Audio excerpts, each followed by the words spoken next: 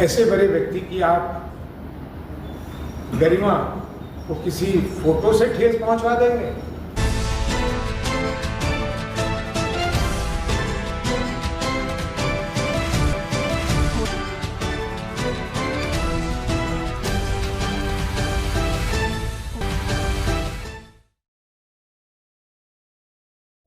हाल में एक video viral हो रहा है जिसमें लालू प्रसाद जी के पैर के पास बाबा साहब अम्बेडकर की फोटो रौंदी जा रही है। बाबा साहब भीमराव अम्बेडकर की ऊंचाई को आप समझते हैं? आज कोई भी ऐसा जीवित व्यक्ति है, नेता, जो बाबा साहब भीमराव अम्बेडकर के पांव के नाखून के बराबर है? ऐसे बड़े व्यक्ति की आप गरिमा को किसी फोटो से ठेस पहुंचवा देंगे? ये संभव है? और ये पूछने वाले वो भूल जाते हैं जहां जहां बाबा साहब भीमराव अम्बेडकर की मूर्तियां लगी हैं, उन मूर्तियों पे कौवे के निशान ज्यादा हैं, वहां तक उनकी गरिमा को ठेस नहीं पहुंच रहा। ये जो नकारात्मक लोग हैं, ये नकारात्मक बात ही करते हैं। लालू जी की तबीयत खराब है, सबको मालूम। वो टेबल पे पैर रखकर बैठे हुए थे। अति उत्साह में किसी कार्यकर्ता ने बाबा साहब की तस्वीर वहां रख दी। फिर लालू जी क्या करती? लालू जी ने कैसे बेइज्जती कर दी बाबा साहब की? क्या छुटपन मन है भाई, क्या छुटपन दिमाग है? किसके दिमाग में ये उपज होता है ये सब? तो इनको काम नहीं है बिहार की समस्या की तरफ देखने को। इनको मैं ये कह रहा हूं कि इनको फुर्सत की बात नहीं है, ये है ही नहीं, ये खाली है। जितने नेता हैं वो ये खाली है भाई। ये देख लो मेरा, ये देखो पिक्चर, ये देख लो पिक्चर, ये खाली है उनका।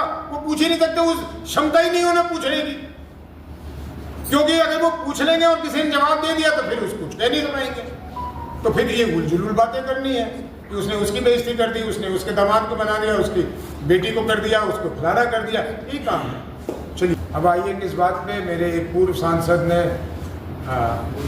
मुझ पे आरोप लगाया है कि मेरी और पप्पू यादव की साठगांठ है, और पप्पू यादव ने मुझे क्या कहा है, इसको भी, इस रहस्य को भी आज खोल ही देना चाहिए। आपने देखा होगा कि उनके सांसद बनने के बहुत दिनों तक कोई एक दूसरे पे टीका टिप्पणी नहीं हुआ करती थी।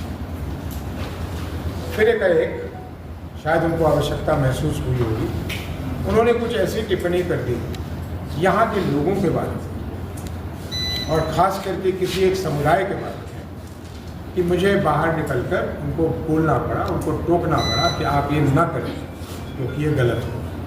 तो उनका मेरे पास एक मैसेज आया, जिस मैसेज को बहुत फैलाया गया है कि उस मैसेज में क्या था। उस मैसेज में ये था कि भैया मैं आपको बड़ा भाई मानता हूँ, और मुझसे अगर कभी आपके बारे में कुछ जाने अनजाने में कह दी गई होगी तो मेरा मतलब ये नहीं था,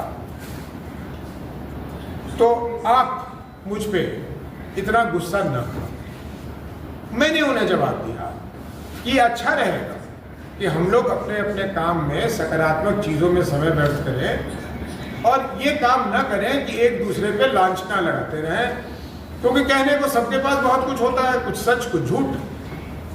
ये बात थी। पिछले बार जब मैं आया तो आप में से भी तो कुछ लोग हैं जो जरा चाहते हैं कि कुछ मिर्च मसाला लगे, तो उस दिन मुझे 3 लोगों ने ये कह दिया कि पप्पू यादव ने आपके लिए कहा है, पप्पू यादव ने आपके लिए कहा है। मैं ज़रा कह सकते हैं कि आवेश में आ गया, तो मैंने इसलिए उनको वो चैनल को ही कह दिया कि टाइम स्टैम्प के साथ वो नोट कर लें कि वो इस संधि को तोड़ रहा है, और अगर संधि को तोड़ेंगे तो फिर ये बाताबाती वैसा वैसी होगी।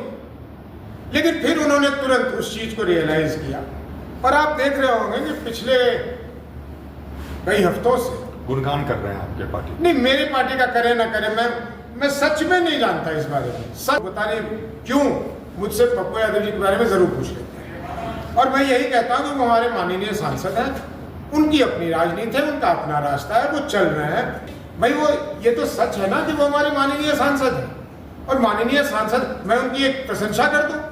मैं यहाँ छात्रावास गया हुआ था, कल्याण छात्रावास, लेकिन आकर मैंने सबको पत्र लिखा महापौर ने अगले दिन जाकर उनको जो करना था उन्होंने कर दिया, सफाई करवा दी, लाइटें लगवा दी। मैं उनका आभारी हूँ।